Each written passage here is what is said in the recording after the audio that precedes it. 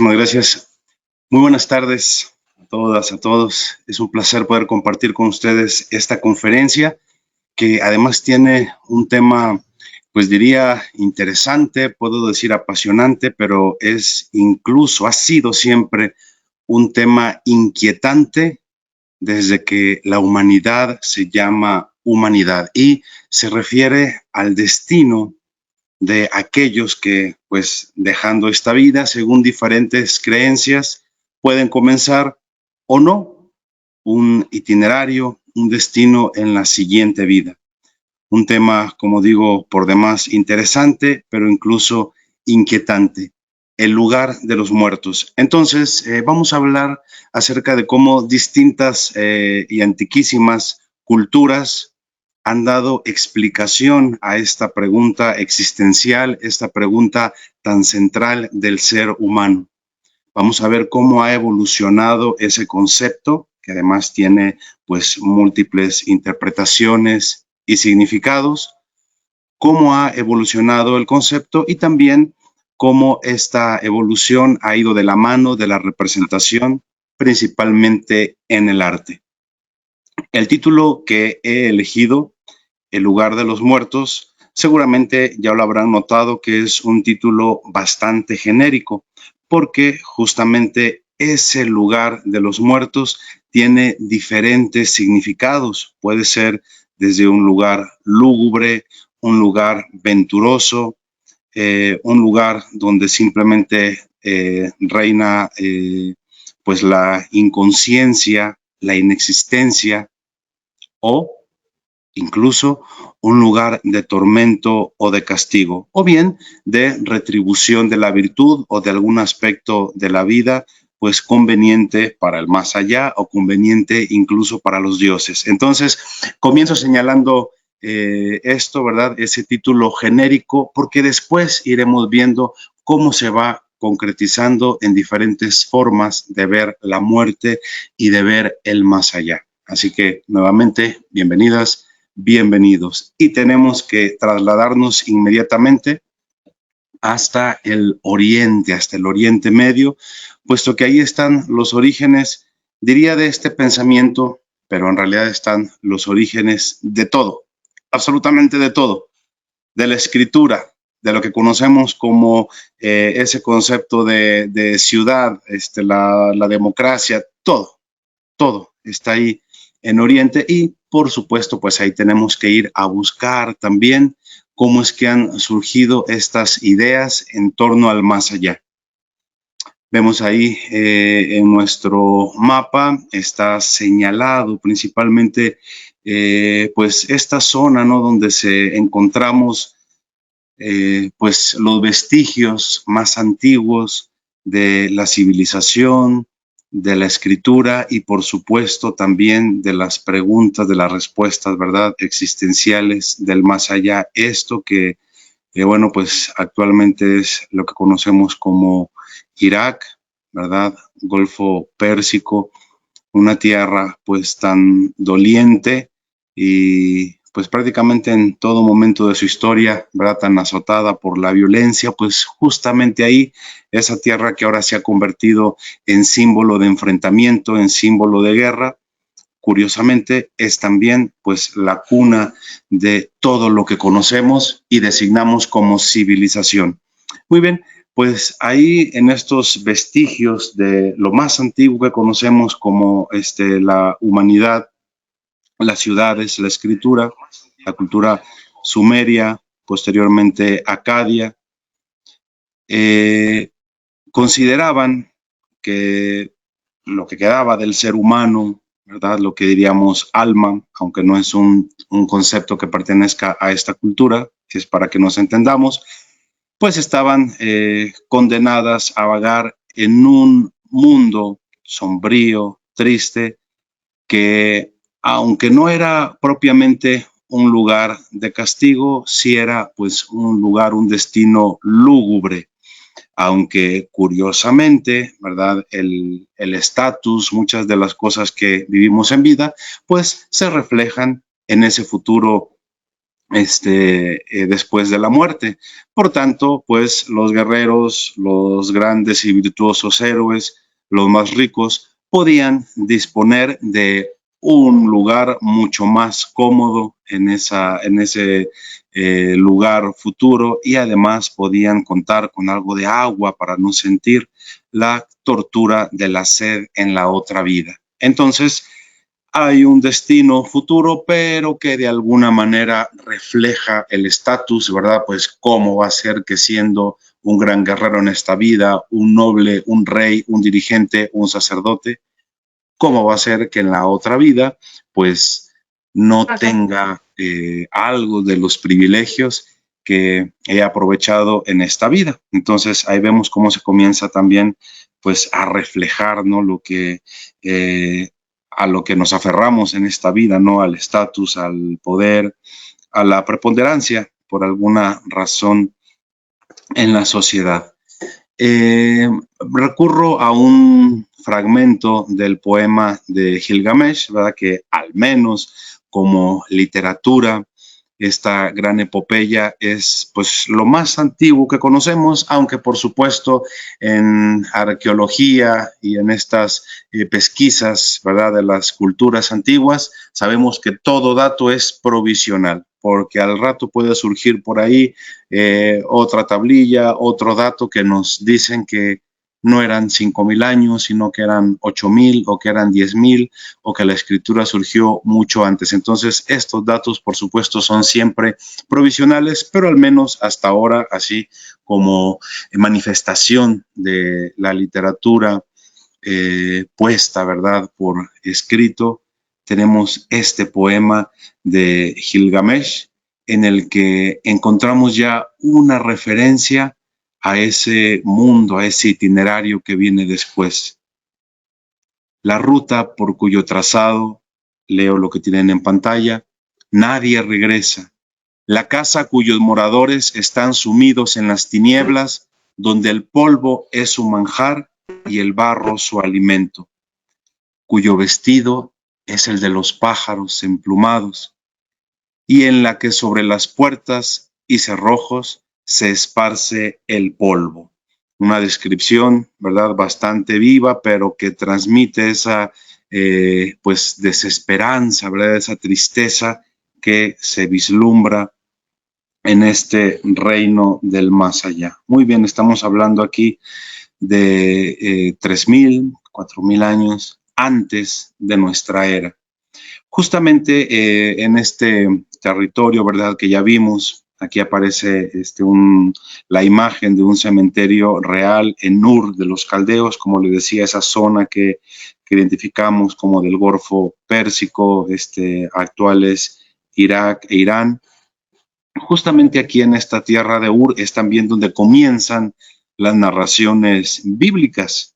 De esta tierra de Ur de los Caldeos es llamado el antiquísimo patriarca, el primero de todos, Abraham. Entonces estamos hablando de unos tiempos muy antiguos, ¿verdad? Y todavía más si nos referimos a las culturas sumerias, acadias, Babilonia y finalmente persas, que son más o menos, ¿verdad?, herederos de lo mismo. Bueno, pues ahí, como en Egipto, que se merece un capítulo aparte, se merece una conferencia aparte, por supuesto, estas creencias, estos mitos insisten en que el espíritu del fallecido no desaparece del todo.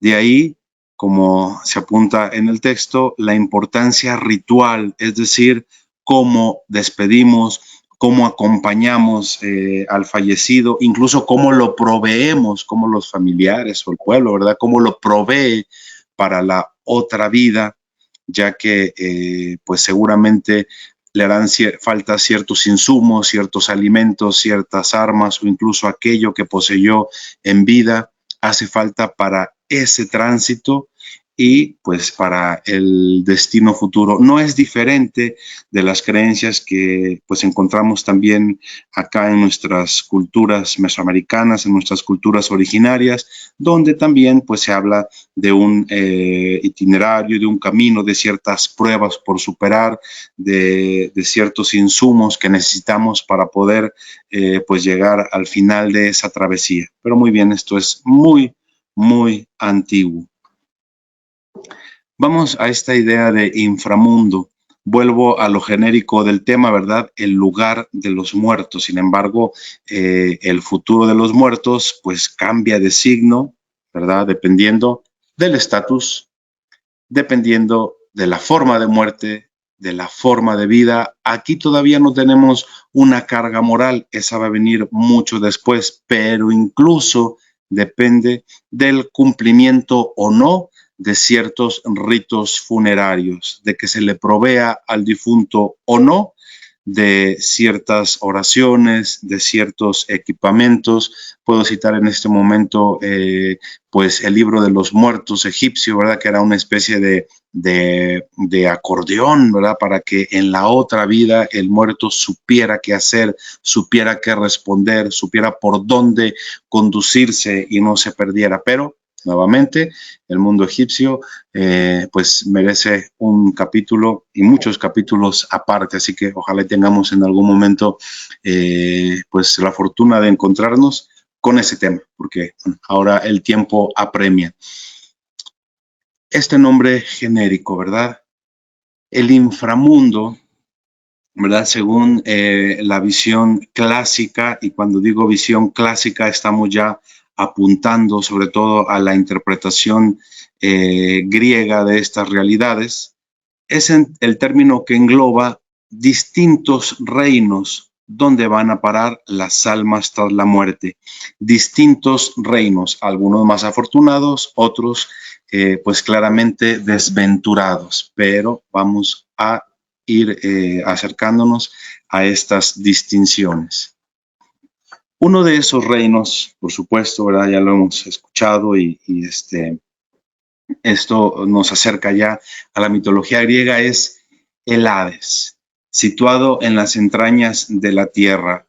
Aquí hago un pequeño paréntesis. Estos lugares, sobre todo en la concepción antigua, tienen incluso una localización geográfica.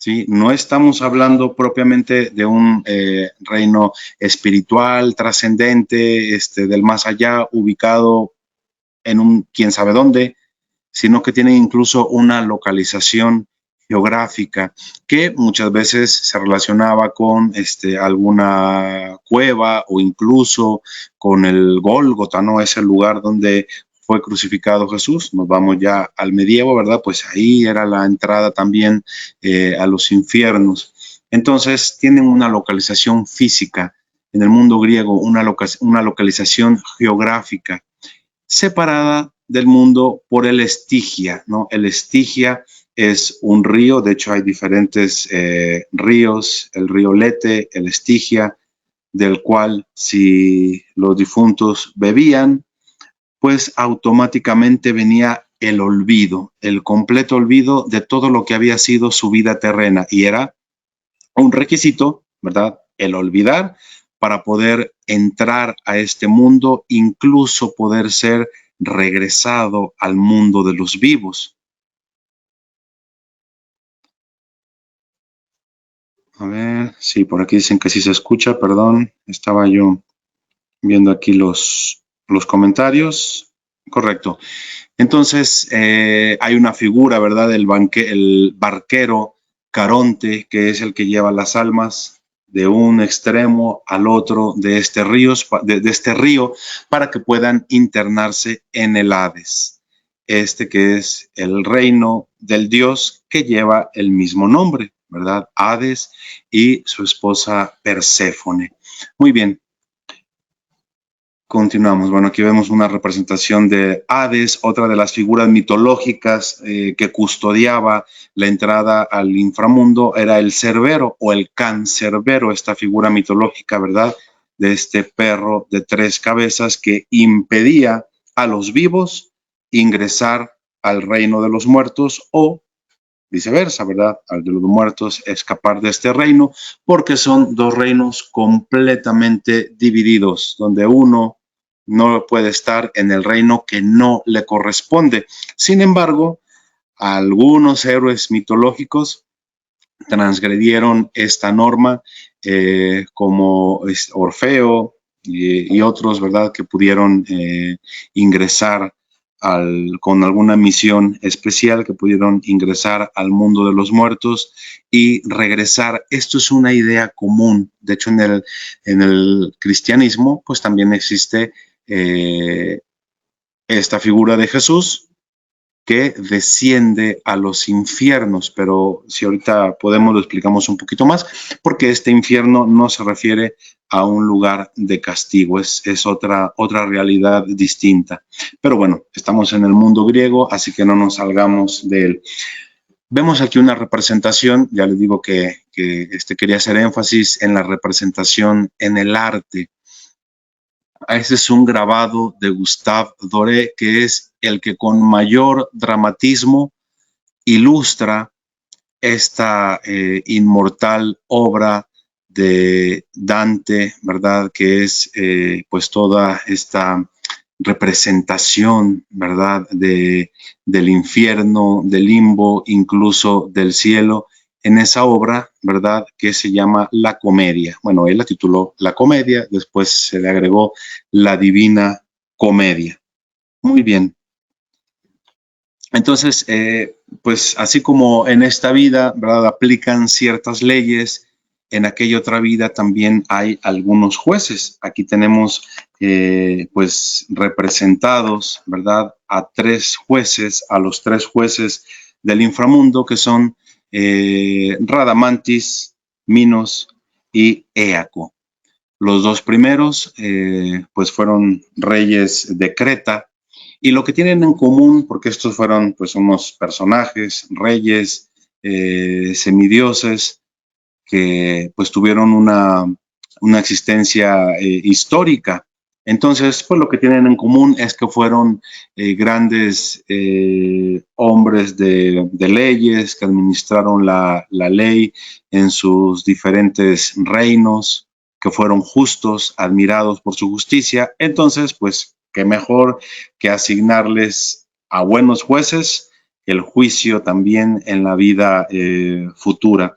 El primero de ellos, Radamantis, pues es hijo nada menos y nada más que de Zeus y de Europa, ¿verdad? Aquella figura mitológica que da nombre al continente conocido como Europa, ¿verdad? Que es esa doncella raptada por un hermosísimo buey blanco que Zeus tomaba la figura de lo que se le ocurriera, ¿verdad? Podía transformarse en una lluvia de oro, podría transformarse en un hermoso toro blanco para raptar a Europa, podía transformarse en un águila, en un cisne para seducir a un joven a Ganímedes, etc. Él podía transformarse en lo que quisiera porque no había forma de contener, ¿verdad?, su deseo de seducir a quien se le atravesara y a quien se le pusiera enfrente. Muy bien, pues este primero, Radamantis, es hijo de Zeus, de Europa y rey de Creta. El segundo que citamos,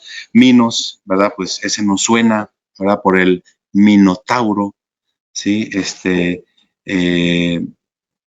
Rey de esa isla donde fue construido por Dédalo, ¿verdad? Aquel complejo lugar que pudiera contener a esta bestia, ¿verdad? El Minotauro. Entonces, ese, por supuesto, yo creo que sí nos suena al menos el nombre, también reconocido por su justicia. Entonces, a ese también lo queremos de juez en el otro mundo. Entonces, a lo primerito, como vemos aquí en la ilustración, a lo que tenían que enfrentarse las almas era al juicio de estos reyes. De hecho, este que les mencionaba, el rey Minos, aquí pues se representa incluso con una cola de reptil, y según las vueltas que daba, estamos en la Divina Comedia, era pues el círculo del infierno que le tocaba pues al alma que llegaba a solicitar, ¿verdad?, ese juicio. Pero el Hades, ¿verdad? No es el único lugar, ¿no? Por eso les decía lo general del título, no es el único lugar que encontramos, ¿verdad? El Hades es el reino, así en general, donde reina el dios del mismo nombre, ¿verdad? Uno de los olímpicos, uno de los dioses olímpicos al que le tocó el inframundo, así como a Zeus, ¿verdad? Le tocó el Olimpo, a otro le tocó reinar sobre los mares, a Poseidón. Bueno, pues a Hades le tocó el reino del inframundo. Pero ahí en el inframundo, dentro de esta visión griega, y hago énfasis en ella porque de ahí bebe nuestra visión, ¿verdad? Actual que tenemos del más allá, pues también podemos encontrar los campos elíseos, donde habitan las almas virtuosas, heroicas o simplemente aquellas a quienes al dios o a los dioses les dio la gana enviar ahí o guardarlos ahí un ratito, porque estos lugares no tienen aún un carácter eterno.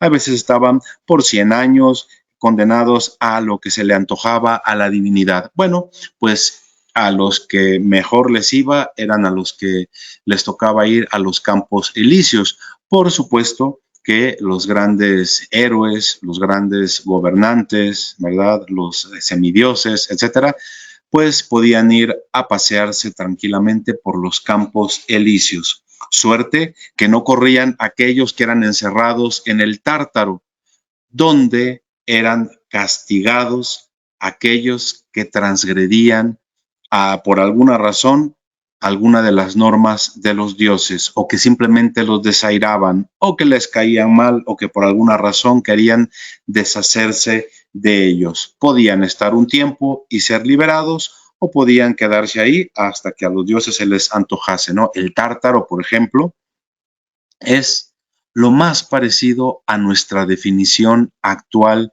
de infierno.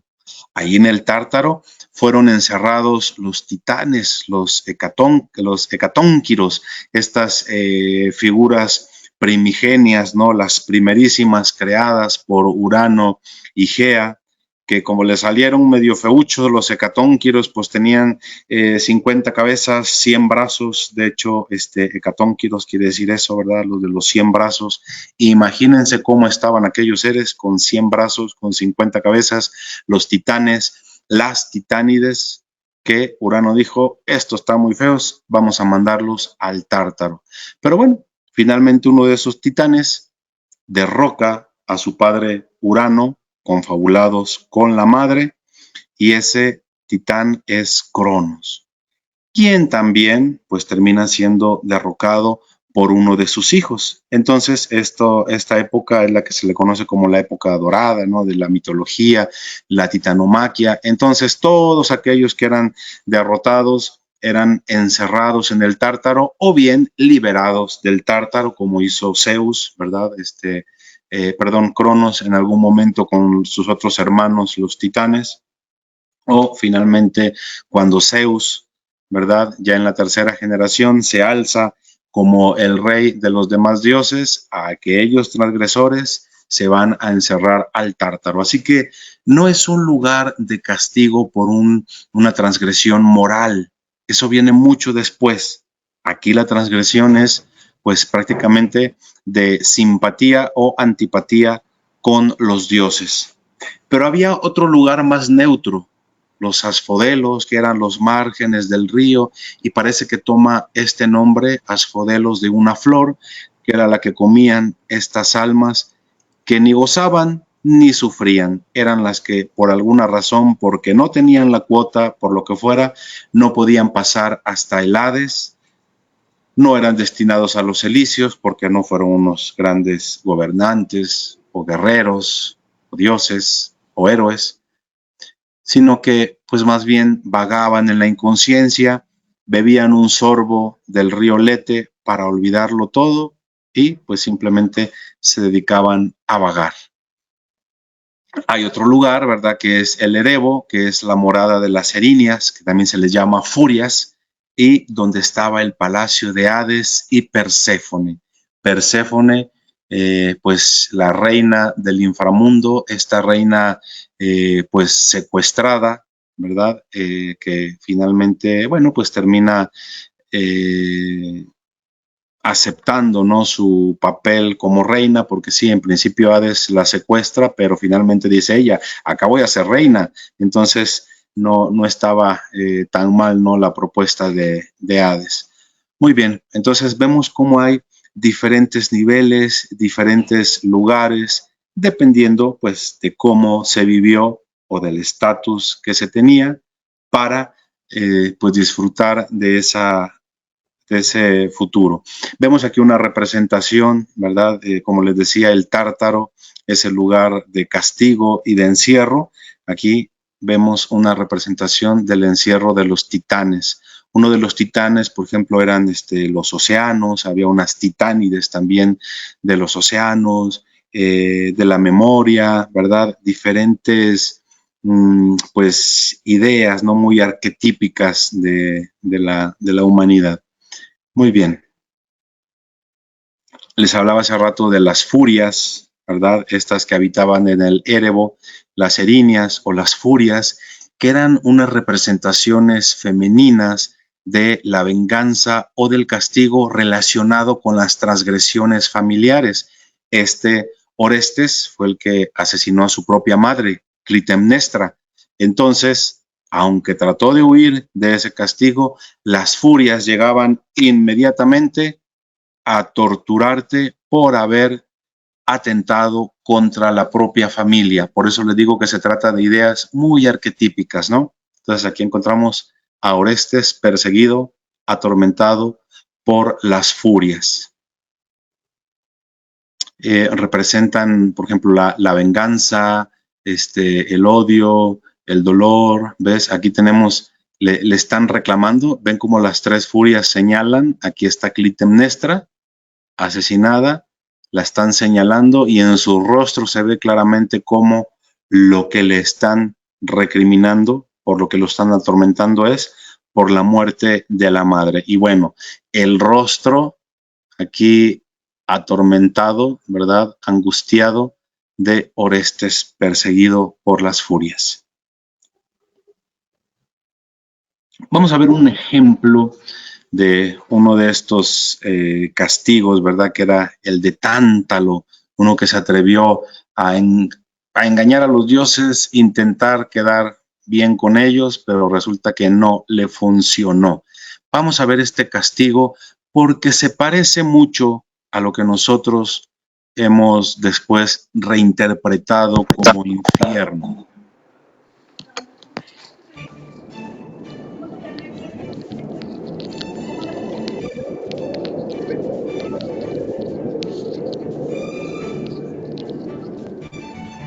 Tántalo es hijo de Zeus con la princesa Pluto.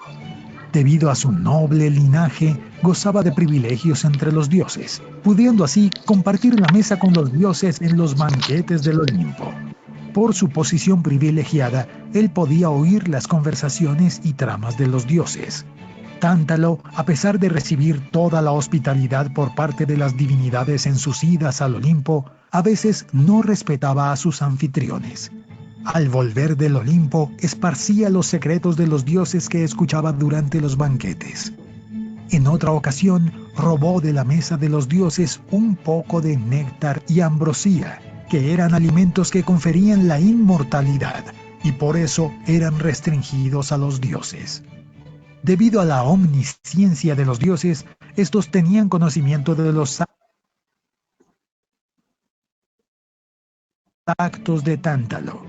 Sin embargo, por apreciar su compañía, hicieron vista gorda y no lo castigaron. Tántalo era rey de Lidia y deseaba retribuir la hospitalidad de los dioses ofreciéndoles un banquete en su palacio. Zeus, Hermes y Deméter aceptaron la invitación y confirmaron sus presencias.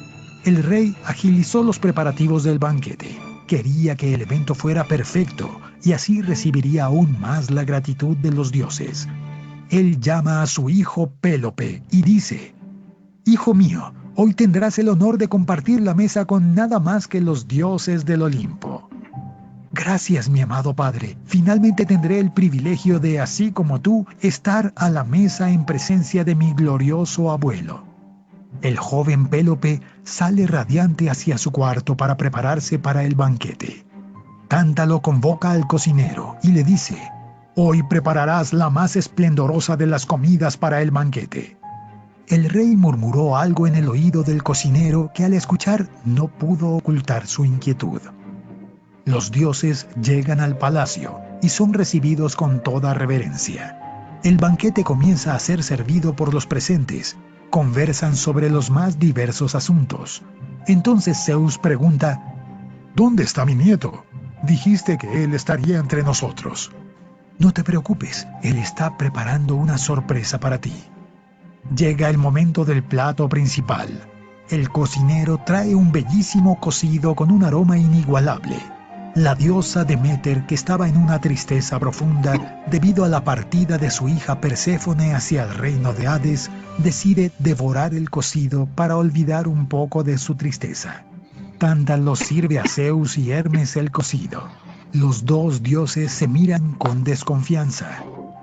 ¿No te gustó mi ofrenda a los dioses? Criatura degenerada, ¿cómo te atreves a servir carne humana a los dioses? No es un mero sacrificio humano, padre mío, es el mayor de los sacrificios. Te estoy ofreciendo la carne de mi hijo primogénito. Deméter, que ya había comido un gran pedazo de carne, queda mareada.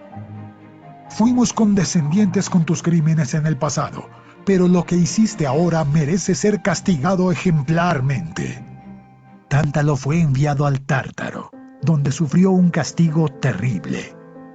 Fue colocado dentro de un lago rodeado de árboles frutales. El agua lo cubría hasta la altura de la barbilla, y las frutas estaban al alcance de sus manos.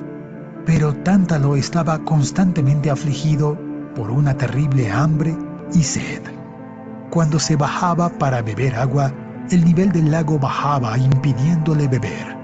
Cuando el hambre llegaba, intentaba alcanzar los frutos que estaban sobre su cabeza. Pero el viento empujaba las ramas que contenían los frutos lejos de su alcance. Tántalo estaba condenado a sufrir este castigo por toda la eternidad, y su linaje tendría que pagar por el crimen de su patriarca con una terrible maldición. Los dioses decidieron traer al inocente Pélope de vuelta a la vida. Ellos lo reconstruyeron, y ahora él era más bello que antes. Sin embargo, le faltaba uno de los hombros que había sido devorado por la diosa Deméter. Zeus le pidió a Hefesto que confeccionara un hombro de marfil para su nieto. De vuelta a la vida, Pélope se convertiría en el rey del Peloponeso, mientras su padre sufriría su castigo eterno en el Tártaro. Teniendo los objetos de su deseo tan cerca y al mismo tiempo tan lejos.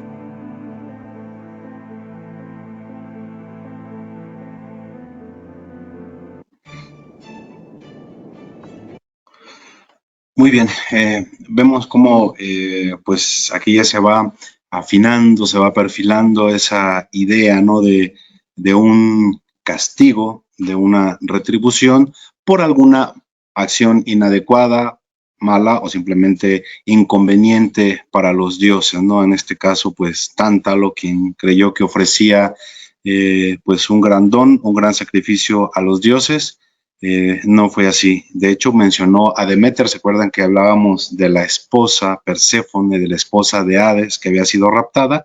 Pues es esta Perséfone, ¿no? Por eso Deméter se encuentra tan triste, porque había perdido a su hija, quien curiosamente también se le hizo comer algo, unos granitos de granada en el Hades, y por esa razón ya no le fue posible salir, de tal forma que tenía que permanecer por lo menos 6 meses en el Hades junto a su esposo, el rey, y otros 6 meses podía regresar junto a su madre, la cual se alegraba tanto que hacía florecer, fructificar la tierra. Entonces ahí también hay una explicación, pues, de estos ciclos, ¿verdad? Y de las estaciones.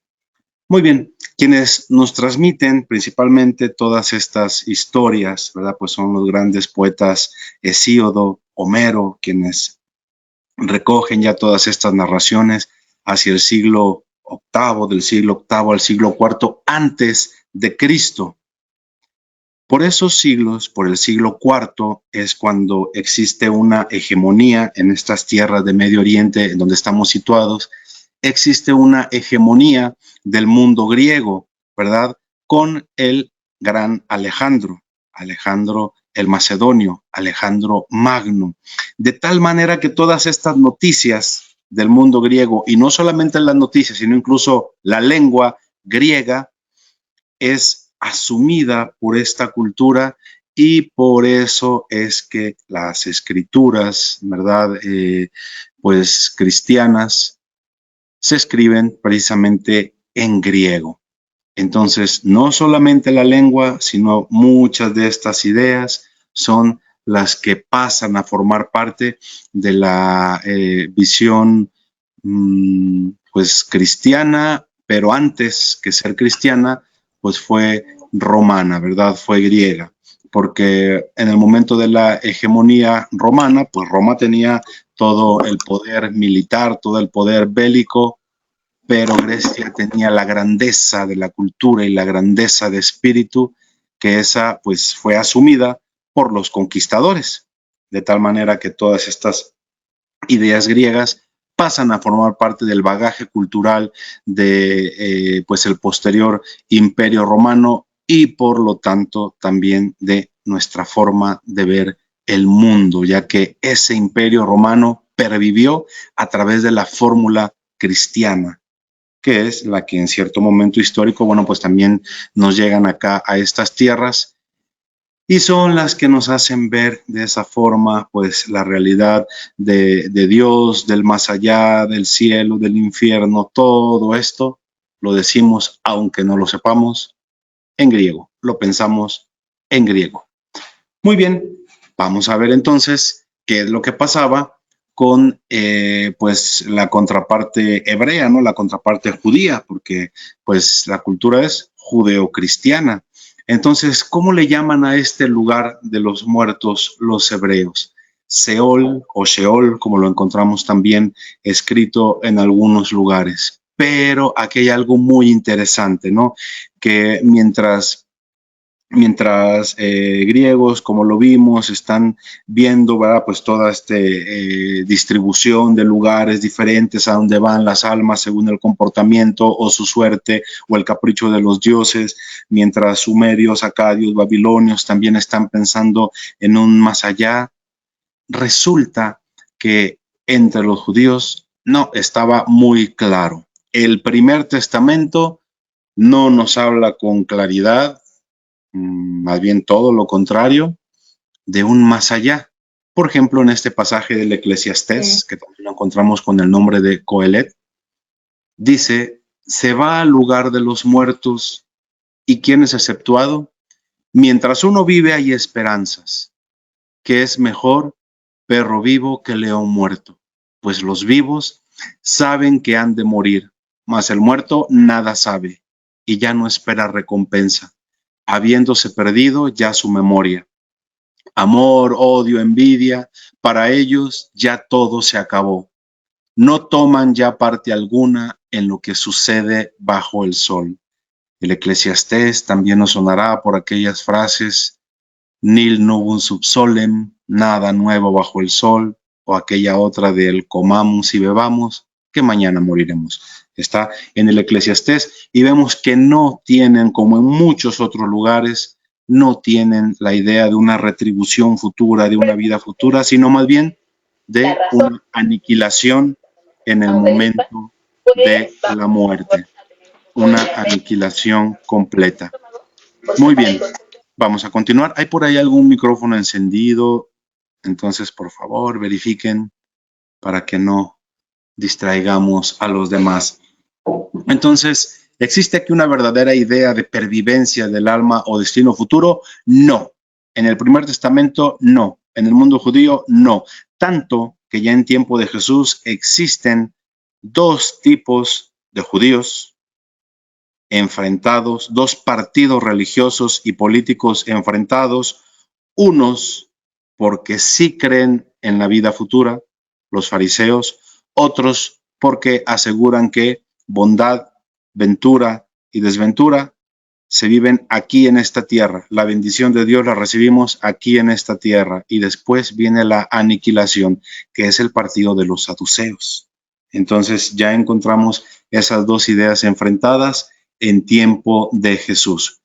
Muchas otras descripciones, ¿verdad? Evocan más bien, como pongo ahí, pues la condición del cadáver, es decir, el que nada sabe, nada sufre, nada escucha, nada espera ya, porque no hay nada después. Muy bien, si es así, hay que reconocer que esta situación del difunto, yaciendo en el polvo, inmóvil, sin pensamiento, sin sensación alguna, era muy próxima a la nada, al letargo definitivo, y vean cómo este autor lo define como el coma eterno. Entonces, ¿cómo es que pasamos a estas ideas, verdad, que encontramos incluso actualmente de cielo, de infierno, incluso de otros términos como purgatorio? En el Primer Testamento, como decía, pues lo que existe, y vamos a poner atención a estos dos términos, es una justicia divina inmanente. ¿Qué quiere decir inmanente? In, dentro, ¿verdad? Que permanece, que se efectúa en esta vida.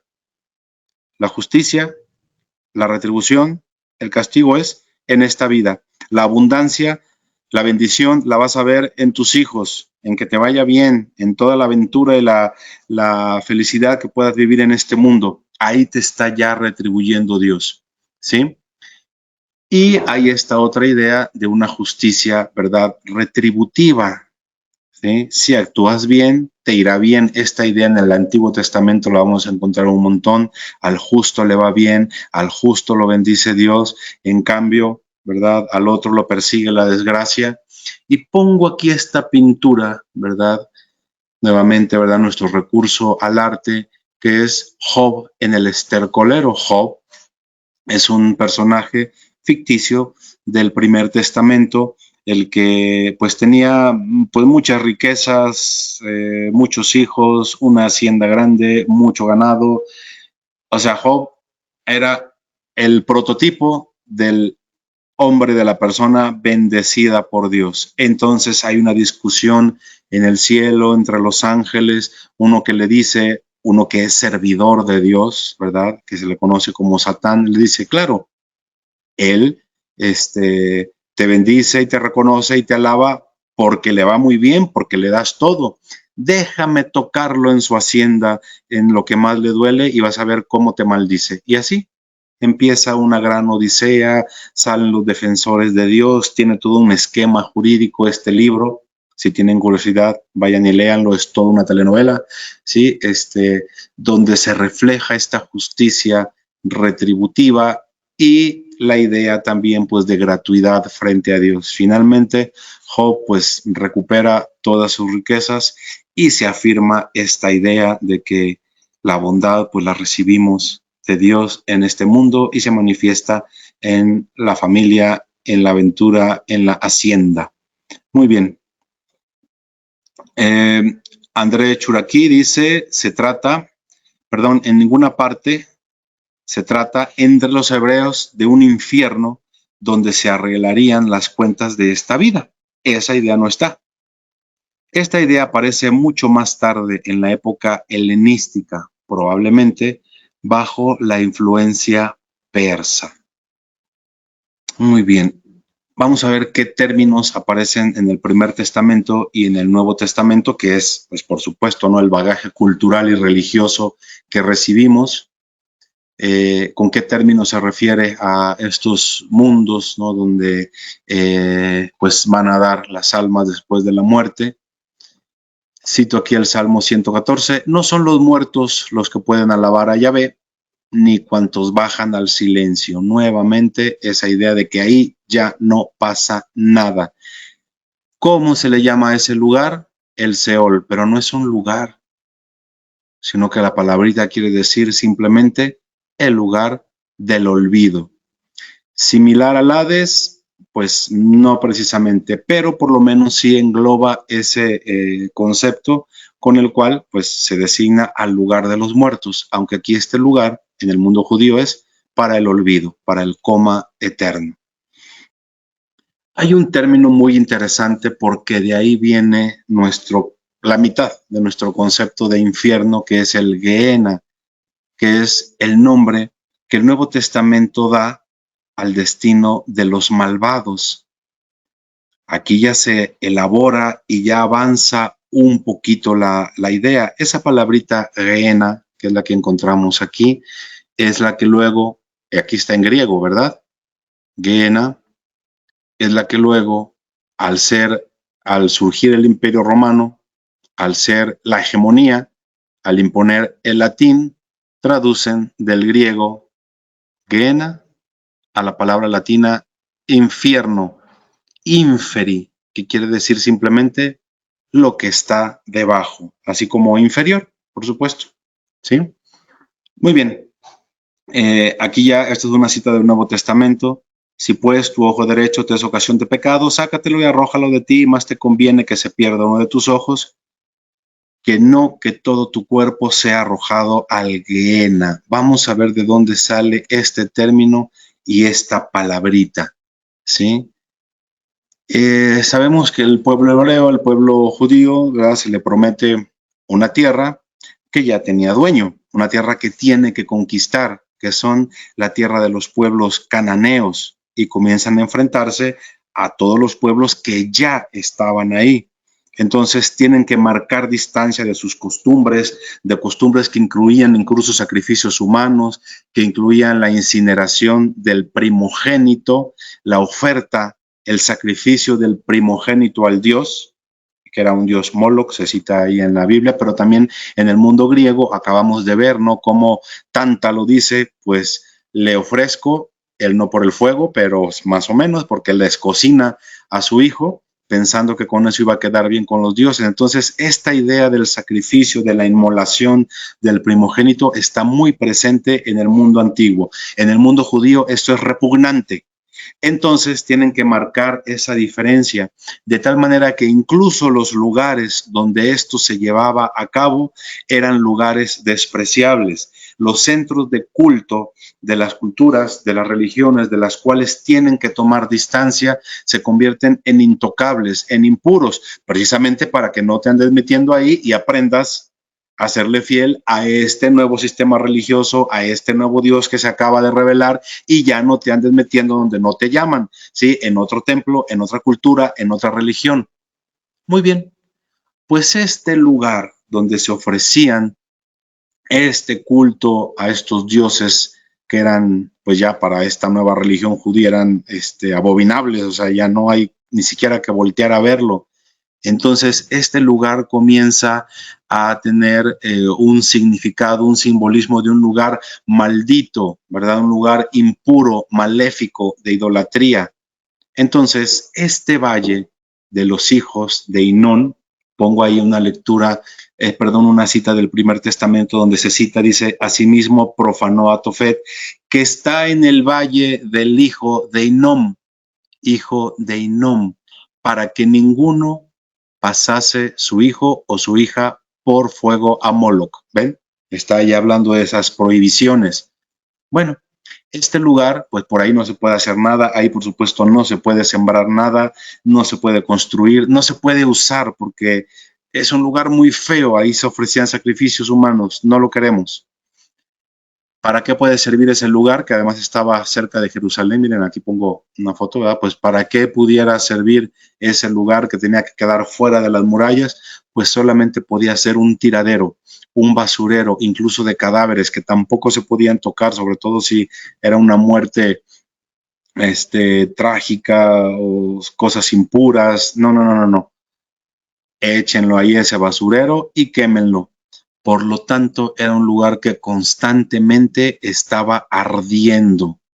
Entonces, vemos cómo se trata de un lugar físico, geográfico, despreciable, impuro, abominable, de idolatría, pero que además está siempre ardiendo.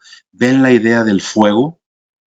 Bueno, pues esta idea comienza a espiritualizarse y ya no es solamente ese valle al cual no hay ni siquiera que voltear a ver y que se convierte en un basurero de inmundicias, sino que cuando comienza a surgir esta idea en el siglo segundo antes de Cristo y 2 siglos posteriores después de Cristo, dicen, pues a lo mejor hay un lugar que así como aquí la inmundicia arde en ese lugar que convertimos en basurero, a lo mejor hay un lugar donde pues también nosotros somos desechados como inmundicias si en esta vida no hicimos lo que teníamos que hacer y no cumplimos con ciertas normas morales, no cumplimos con el culto, despreciamos a Dios, etcétera.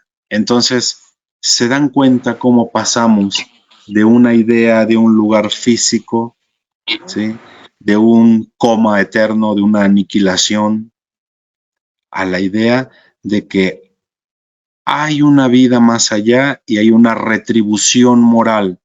Hace rato hablábamos de justicia inmanente en este mundo. De repente se empieza a pensar, siglo segundo antes de Cristo, en una justicia trascendente, una justicia que alcanza no solamente este mundo, sino el otro. Ya lo veíamos con los griegos, ¿verdad? Hay un juicio, ahí está Radamantis, Eaco, Minos como jueces del inframundo, ahí está Hades también juzgando. Sin embargo, su juicio es a capricho. Aquí agregamos una valoración moral, ¿sí? Un juicio moral sobre ese futuro, ya no transitorio, ya no de 100 años o 200 si a los dioses se le ocurren, sino eterno. Muy bien, pero resulta, ¿verdad?, que se está construyendo todas estas ideas añitos antes de Cristo, añitos después, pero como dijimos que en el Primer Testamento no aparecen estas ideas, entonces, ¿de dónde las sacamos? ¿De dónde rellenamos estos huecos? Pues vamos a echar mano de la cultura que conocemos, que es la que estaba dominando antes de los romanos, la cultura helénica, toda la mitología griega, toda esa idea de que, mira, como a Tántalo, que le puso un castigo equivalente, ¿verdad?, a su falta, pues a lo mejor así también sucede en otra vida, ¿verdad? O como a pues como a otros personajes, semidioses, transgresores, a lo mejor ahí también hay una retribución, ¿verdad?, para la forma de actuar. Muy bien, nos estamos deslizando, y ya casi para terminar, ¿verdad?, pues ligeramente ya hacia épocas de nuestra era, ¿verdad? Aquí cito ni San Pablo ni San Pedro, cuyos escritos son pues los primeros que aparecieron en el Nuevo Testamento. Todos guardan silencio acerca de un infierno como lugar de castigo eterno. Y encontramos aquí influencias de otras sectas, por ejemplo, de los esenios, quienes se cree que Jesús pudo haber aprendido mucho de ellos, aunque no hay elementos ni para afirmarlo ni para negarlo, pero tienen ya estas ideas dualistas de bien, mal, cielo, infierno, ¿verdad? Célibes, penitentes. Entonces tiene mucho esta idea de que si te portas bien en este mundo, te va a ir bien en el otro mundo. Si eres transgresor de estas leyes religiosas, te va a ir mal en otro mundo. Y por supuesto, el género literario Apocalipsis, que es el que nos regala estas estampas de aquí.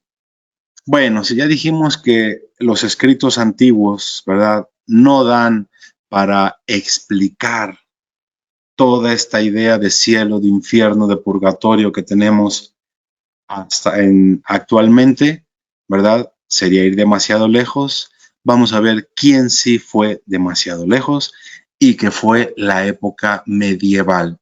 El medievo, esa época histórica, pero además muy europea, por supuesto, ¿verdad? Esa clasificación del tiempo y de las épocas muy europea, pues dan el salto tremendo al estrellato, a lo que hoy le llamamos infierno. Y todas estas imágenes en el arte, ¿verdad? De bestias, de demonios, de cuernos, de alas como de murciélagos, etcétera, que encontramos en el medievo, constituyen el imaginario acerca del otro mundo hasta el día de hoy. El pensamiento medieval dio ese gran salto. Vemos aquí, por ejemplo, el tormento de San Antonio Abad, ¿verdad? Pues gran asceta, fundador del desierto, que tiene que luchar contra sus tentaciones, sus debilidades. Vemos cómo están aquí representadas en estas figuras demoníacas que lo atormentan, o mucho más conocido, ¿verdad? El Bosco, en el siglo V. Cristo en el limbo, aunque esta idea de limbo no pertenece a la cultura cristiana. Ya había mencionado hace rato, ¿no?, acerca del fariseísmo y los saduceos, quienes sí afirmaban más o menos en una vida futura, quienes decían, no, esto aquí se acaba, la literatura apócrifa, otras sectas, y por supuesto toda la predicación desde el púlpito, como ya vimos, desde la mitología y el contexto que se llama el milenarismo, ¿no?, donde se pensaba que ya venía el fin del mundo, ya venía el juicio final, pues dijeron, tenemos que apurarnos a darle forma a esto, porque posiblemente esta justicia divina alcance el más allá. Y tenemos ya un más allá con una retribución venturosa o desdichada. Muy bien, pues quisiera finalizar, ¿verdad?, con quien le da rostro al infierno y le da rostro al cielo, que es esta narración que de veras, si un día quieren leer algo grandioso y algo bello, léanse la Divina Comedia de Dante, ¿verdad? Quien desde un viaje personal, involuntario, ¿verdad?, acompañado por uno de los grandes, Virgilio, nos va llevando y narrando en primera persona todos los círculos del infierno, el cielo, el purgatorio y, pues, por supuesto, la mismísima morada del demonio. Organiza, clasifica, estructura, ordena de manera lógica, súper bien explicada, cada uno de los recovecos y de los castigos que encontramos en el infierno. Aquí hay un mapa, ¿verdad?, de Botticelli, famosísimo, que ejemplifica esos 9 círculos del infierno. Cada uno de los círculos tiene que ver con uno de los pecados capitales, otro es la morada de Lucifer y otro es del purgatorio, ¿verdad? Que esto no es propiamente el infierno, puesto que el purgatorio es una idea también cristiana, una deducción, ¿verdad? De que, híjole, pues no, a lo mejor no somos tan malos como puede ir al infierno, pero ni tan buenos como puede ir al cielo. Hay un lugar intermedio de purificación que no es tan desdichado, puesto que de ahí pues solamente se sale para ir al cielo. Entonces, incluso este purgatorio temporal con ciertas penas corporales tiene también su equivalente en el mundo griego, ¿no? Con esa temporalidad del más allá y con la oportunidad de estar en algún plano del que se puede salir, del que se puede escapar. Esta idea ya estaba con los griegos. Aquí rapidísimo, porque esto daría de verdad para otra conferencia, solamente hablar de Dante Alighieri, ¿verdad? Aquí vemos cómo están, ¿verdad?, los no bautizados, que eran los del limbo, pero eso nuevamente, eso no es cristiano, eso no es católico, ¿sí? Los lujuriosos, los glotones, los avaros, los pródigos, los herejes. Aquí mezcla toda la mitología griega, ¿verdad? El río Flegetonte, la laguna del Estigia, el Aqueronte, los personajes con los que dialoga, algunos de su tiempo, otros de la mitología griega. Mezcla el infierno filosófico, mezcla el infierno popular y le da rostro pues a infierno no medieval que hasta la fecha seguimos teniendo en nuestro imaginario popular. Muy bien. Pues solamente para que nos hagamos una idea de los castigos que tenían pues cierta equivalencia. Aquí vemos a los condenados por la simonía. La simonía es aquellos que intentan vender la salvación, que le ponen precio a la salvación y comercian con ella. Estos están de cabeza en unos pozos ardientes. Y por aquí vemos a Dante, el del sombrerito, acompañado de Virgilio, y por aquí se encuentran algún papa, porque esto es una dura crítica política. De veras, ¿quieren leerse algo bueno? Léanse la Divina Comedia. Es una crítica política del momento, pero también religiosa. Entonces, por aquí se encuentra Dante, algún papa, y el papa le dice, oye, ay, ¿acaso eres este otro papa? No, ese todavía no se muere. Ah, porque ese va a venir después de mí. Bueno, vemos ahí la dura crítica. Y, por ejemplo, acá está el infierno, ¿verdad?, de los suicidas cuyos cuerpos, como fueron despreciados en vida y acabaron con ella, son convertidos en unos árboles sufrientes, sangrantes. Aquí aparecen estas aves quienes vienen a tormentarlos, a sangrarlos, a pues darles este castigo corporal. Nuevamente los grabados de Gustave Doré. El Rey Minos, aquí les decía, ¿verdad?, que es representado, esto es una licencia del escritor, representado con una cola, dependiendo de las vueltas que daba, era el círculo del infierno al cual pues era condenado, ¿verdad?, la persona, los iracundos en este río hirviente de sangre, etcétera. Muy bien, pues vimos ya cómo fue avanzando esta idea de infierno, simplemente del lugar de los muertos, de infierno, si hay conciencia, si no hay conciencia, si hay castigo, si no hay castigo, si hay una retribución, ¿verdad?, hasta la actualidad. Entonces, espero que estas conclusiones nos dejen pues mucho más claro pues matiz entre los diferentes términos, ¿verdad? Y con estas conclusiones concluimos.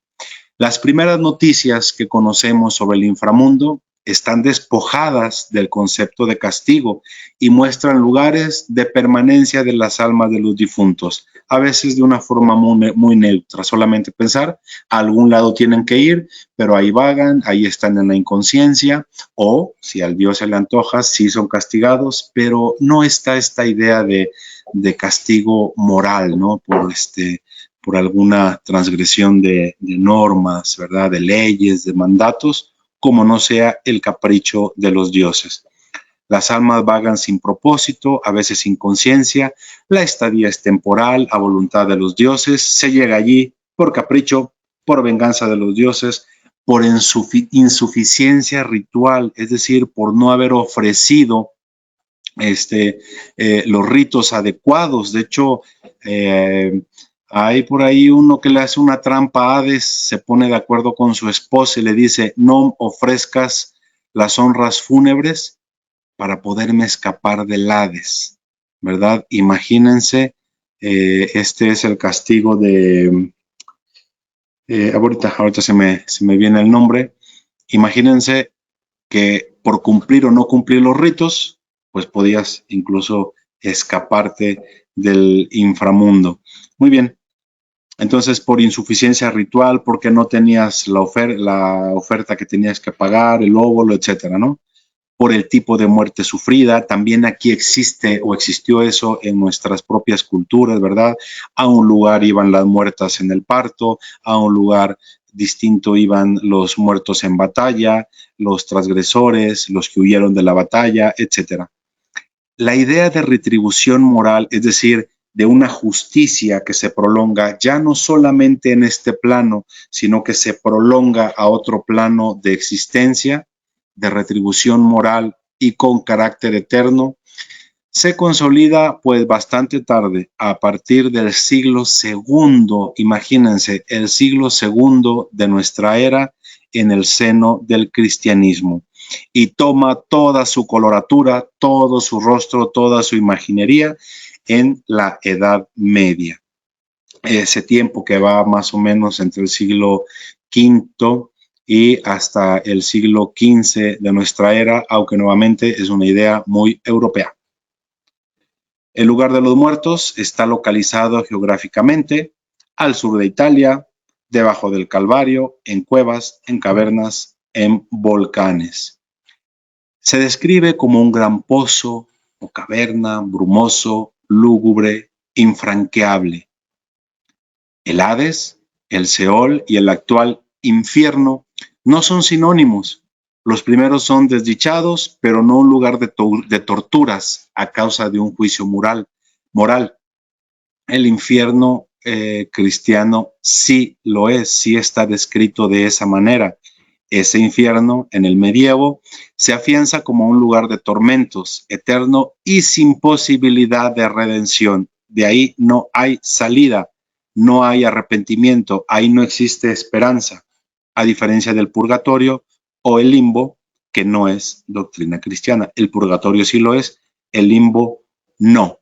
Ese pasaje que les decía hace rato de el descenso a los infiernos de Jesús no es descenso a ese lugar de castigo, sino al inframundo, al lugar de los muertos.